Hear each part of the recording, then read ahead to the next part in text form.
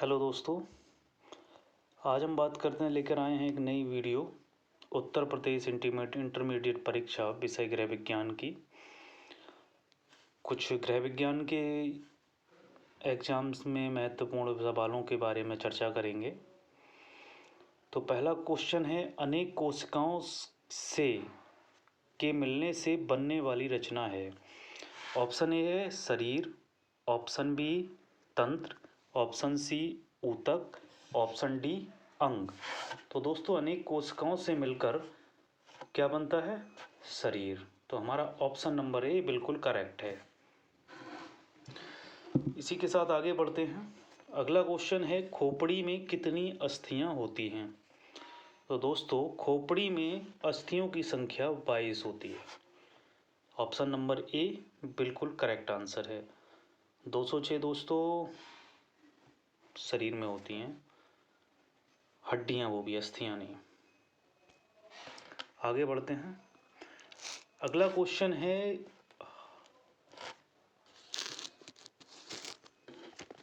ये मिस्टेक है भाई, अस्थि कोशिकाओं हैं, अस्थि कोशिकाओं का आकार होता है। ये थोड़ा गलत लिखा हुआ है, ये सॉरी, ये इस तरह से अस्थि लिखा हुआ है, अस्थि।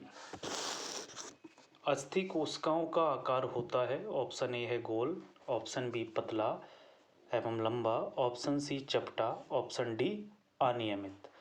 तो दोस्तों, अस्थि कोशिकाओं का जो आकार होता है वो अनियमित होता है, यानी गोल भी हो सकता है, पतला भी हो सकता है और लंबा भी हो सकता है, किसी भी तरह का हो सकता है। इसे अनियमित होता है, मतलब ये ज़रूरी नहीं है कि एक ही तरह का हो। आगे बढ़ते हैं दोस्तों। अगला क्वेश्चन है, मानव शरीर में कुल कितनी पसलियाँ होती हैं? तो दोस्तों, मानव शरीर में 24 पसलियाँ होती हैं, 12 एक राइट साइड और 12 लेफ्ट साइड। आगे बढ़ते हैं। अगला क्वेश्चन है, अस्थि संध्या शरीर को बनाती है। ये लिखा है अस्थि संधियाँ शरीर को बनाती हैं। अस्थि, अस्थि की जगह पर अस्थि की जगह पे ये भी मिस्टेक है, ये अस्थि लिखा हुआ है यहाँ पर, अस्थि, और जो संध्या लिखा है उनकी जगह पे संधियाँ होना चाहिए, संधियाँ। तो दोस्तों, अस्थि संधियाँ शरीर को बनाती हैं। ऑप्शन ए गतिशील, ऑप्शन बी दुर्बल, ऑप्शन सी सुदृढ़, ऑप्शन डी गतिहीन।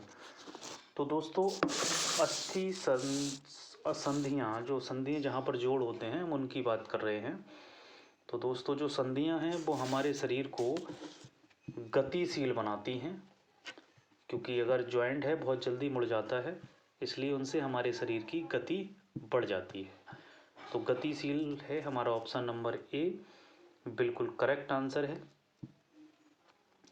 अगले क्वेश्चन की तरफ बढ़ते हैं। क्वेश्चन नंबर 6 कहता है कि मनुष्य के मुंह में कितनी लार ग्रंथियां होती हैं? तो दोस्तों, मनुष्य के मुंह में 6 लार ग्रंथियां होती हैं, यानी ऑप्शन नंबर ए बिल्कुल करेक्ट आंसर है।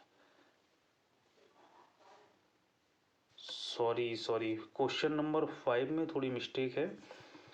क्वेश्चन नंबर 5 सुदृढ़ यानी मजबूत बनाती हैं, गतिशील तो बनाती हैं, लेकिन इसका राइट आंसर सुदृढ़ और गतिशील दोनों होंगे, कोई सा भी लगा सकते हैं। वैसे सुदृढ़ ज़्यादा मैच करता है। अगला क्वेश्चन है क्वेश्चन नंबर 6। क्वेश्चन नंबर 6 कहता है कि मनुष्य के मुंह में कितनी, वो तो 6 होती हैं डेफिनेट। आगे बढ़ते हैं। अगला क्वेश्चन है, कौन सा विटामिन जल में घुलनशील है? घुलनशील का मतलब जो जल में डालने पर पूर्ण तरह से विलय हो जाता है, मतलब जैसे चीनी का शरबत बनाते हैं उसी तरह से चीनी विलय हो जाती है, उसी तरह से कौन सा विटामिन है जो पूर्ण रूप से घुलनशील है? तो दोस्तों, विटामिन बी जल में पूर्ण रूप से घुलनशील है। अगला क्वेश्चन है क्वेश्चन नंबर 8, कहता है विटामिन सी की कमी से होने वाला रोग कौन सा है? तो दोस्तों विटामिन सी की कमी से स्कर्वी रोग होता है, जिसमें होंठ फट जाते हैं।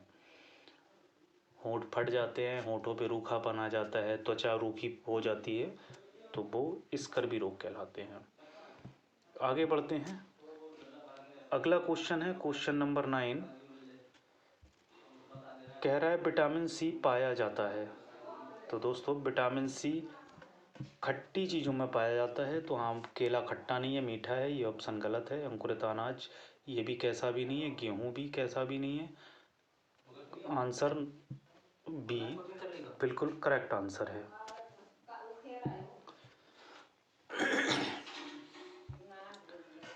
अगला क्वेश्चन है दूध क्या है? क्वेश्चन नंबर 10 है दूध क्या है? एक स्वादिष्ट पेय है, स्फूर्तिदायक पेय है, पौष्टिक आहार है, या संतुलित आहार है? तो दोस्तों दूध संतुलित आहार है। अगले बढ़ते हैं आगे क्वेश्चन पे। अगला क्वेश्चन कहता है पसीना किस अंग द्वारा निकलता है? तो दोस्तों पसीना हम सभी जानते हैं त्वचा से निकलता है। अगला क्वेश्चन है क्वेश्चन नंबर 12। वायु क्या है? एक मिश्रण है, यह एक यौगिक है? तो दोस्तों यह तत्व है या इनमें से कोई नहीं? तो वायु एक मिश्रण है। अगला क्वेश्चन है दोस्तों, अगला क्वेश्चन कहता है वर्षा ऋतु में वायु में बढ़ जाती है। तो दोस्तों वायु में सुगंध वर्षा ऋतु में नहीं बढ़ती है, वर्षा ऋतु में नमी बढ़ती है। ऑक्सीजन भी हमेशा वही रहती है, नाइट्रोजन भी वही रहती है, बस नमी बढ़ जाती है। अगला क्वेश्चन है क्वेश्चन नंबर 14। कह रहा है किसी कार्बनिक वस्तु के जलने से उत्पन्न होती है। तो दोस्तों कार्बनिक वस्तु के जलने से कार्बन डाइऑक्साइड उत्पन्न होती है, यानी ऑप्शन नंबर सी बिल्कुल करेक्ट आंसर है। आगे बढ़ते हैं।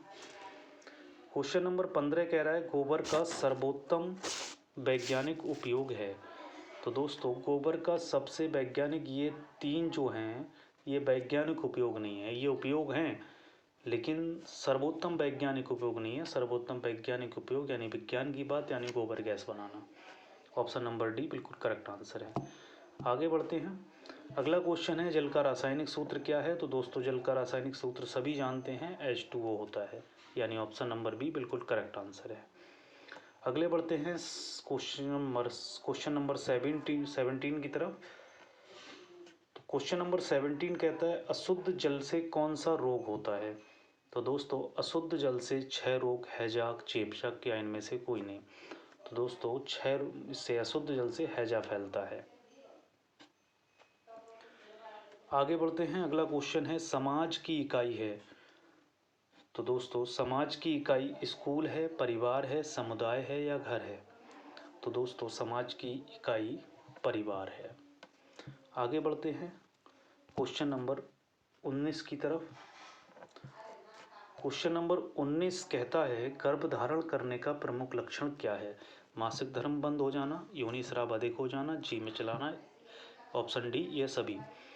तो दोस्तों जब गर्भधारण रुक जाता है तो मासिक धर्म आना बंद हो जाते हैं, योनि का स्राव अधिक हो जाता है और जी भी मचलाता है।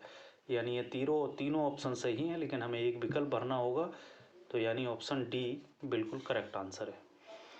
अगला क्वेश्चन है क्वेश्चन नंबर 20। गर्भधारण करने का पक्का परीक्षण जन्य लक्षण, ये जन्य है दोस्तों। जन्य का मतलब ऐसा लक्षण जिसे हम परीक्षण कर सकते हैं। तो ऑप्शन ए रक्तचाप बढ़ जाना, शरीर का वजन बढ़ जाना, मूत्र में हार्मोन्स का पाया जाना, रक्त में शर्करा की मात्रा बढ़ जाना। तो दोस्तों रक्तचाप यानी ब्लड प्रेशर बढ़ जाना।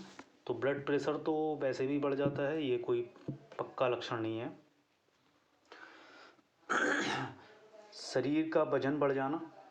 तो दोस्तों शरीर में वसा की मात्रा जब बढ़ जाती है तो वैसे भी शरीर का वजन बढ़ जाता है, तो ये दोनों तो गलत हैं। अगले दो में बढ़ते हैं। रक्त में शर्करा की मात्रा बढ़ जाना, ये भी गलत है क्योंकि डायबिटीज पुरुषों को भी हो जाती है। ऑप्शन नंबर सी मूत्र में हार्मोन्स का पाया जाना। तो दोस्तों मूत्र में हार्मोन्स तभी पाए जाते हैं जब गर्भ रुक जाता है। तो ऑप्शन नंबर सी बिल्कुल करेक्ट आंसर है। इसी के साथ मिलते हैं नेक्स्ट वीडियो में। तब तक के लिए नमस्कार। अगर वीडियो अच्छी लगी हो तो लाइक करें, शेयर करें, अपने ज़्यादा से ज़्यादा दोस्तों को बताएं। इसी तरह की वीडियो को पाने के लिए चैनल को सब्सक्राइब करें। धन्यवाद।